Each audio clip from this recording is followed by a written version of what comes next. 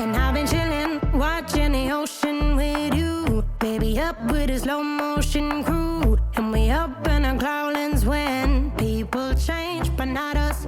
And we just chillin', kicking it, kissed by the Hey everyone, this is Masaki from State 483. I hope you're having a great day. And today we're going to talk about 3 things I would do today if I was the CEO of King's Games, King's Raid, King's Games, okay, SOS. So if there's 3 things I could do, I would do it today to improve the game today. So, I made 2 videos about the 5 worst things and 5 best things to happen in 2021. I do also want to come out with a very direct feedback. Just, hey, do these things, and I think you'll make a lot of players really happy. These are my top 3. It doesn't have to be your top 3, but I hope it resonates with a lot of the players out there. So without further ado, let's get started. Number 1 is revamp all of the reward systems. So I think, it's pretty obvious to a lot of players that as you start the state, obviously your rewards are going to be catered for that moment. For example, you might be getting more speed ups, more bio caps focus, a little bit of, like fragments here and there, getting you purple fragments and blue fragments just to start so that you can get your heroes maxed out. Those are all great things, skill books, etc., or your experience books, etc. Those kind of things are great for beginning of the game, right? But as soon as you get up to like Gen 3 and beyond, or Gen 5, etc., your hero searches, right? So the ones that you can click on, they should be dropping higher generation heroes. I don't know why they are basically stuck as if you are at the beginning of the game again, right? It only drops Nikolai and Maddie frags, which for most players who have been playing the game for a year are effectively useless. So the reward system should be progressive.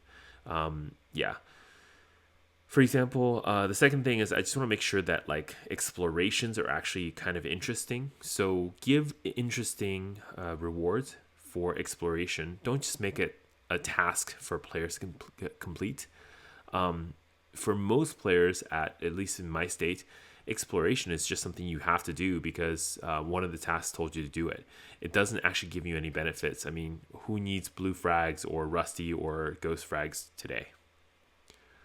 The bunkers and fortified facilities basically still give the wrong type of rewards for the game, right? So we probably want to revamp those to drop events rewards that are relevant for the server's age, like Maddie frags and Nikolai frags should be upgraded to probably the current generation. But if you really don't want to do that, then maybe one generation prior.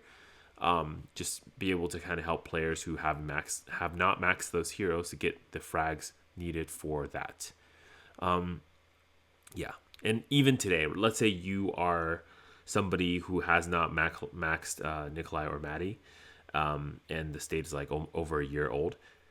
Do you really need to max Maddie or Nikolai? Let's be honest. So it's not something that's really useful at this point. Bunkers at some point, maybe around like after the state events, after plasma is unlocked, maybe you should start rewarding plasma for like rewards. And usually around cycle 2 of the bunker fortress fights, that's usually when plasma becomes relevant. So having the bunkers reward even a little bit of plasma, for example, give the alliance that wins 100 plasma to split among the entire alliance.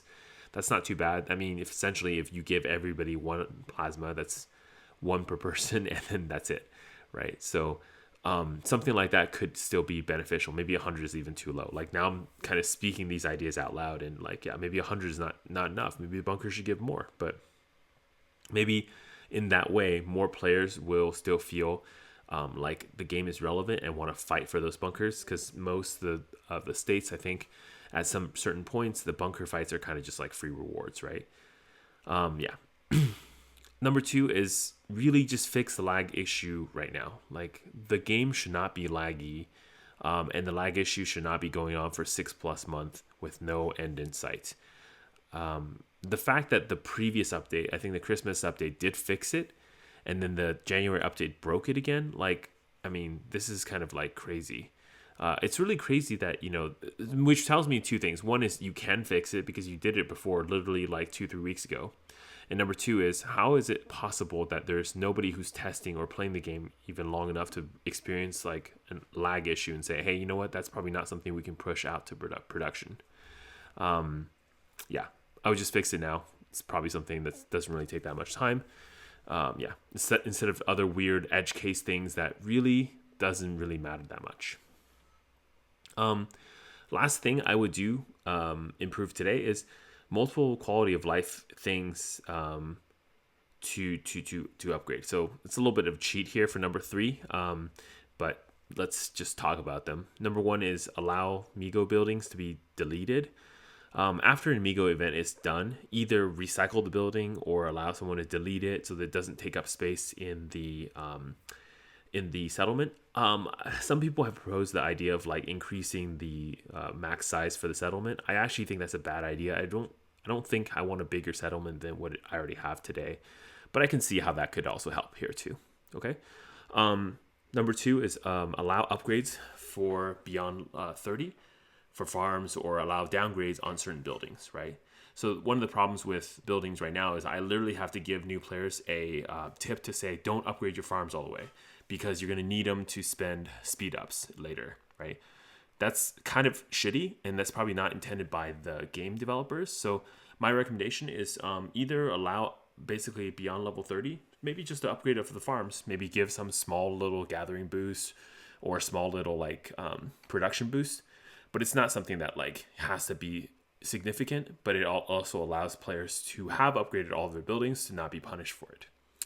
That's pretty much it. It's a pretty short list, but if we implement these things, I think the game will be a lot better even today. So hope you enjoyed that. This is Masaki from State 43. Stay classy. Even if I lost all my money, the zero runs deep, honey. And I don't need to speak, 'cause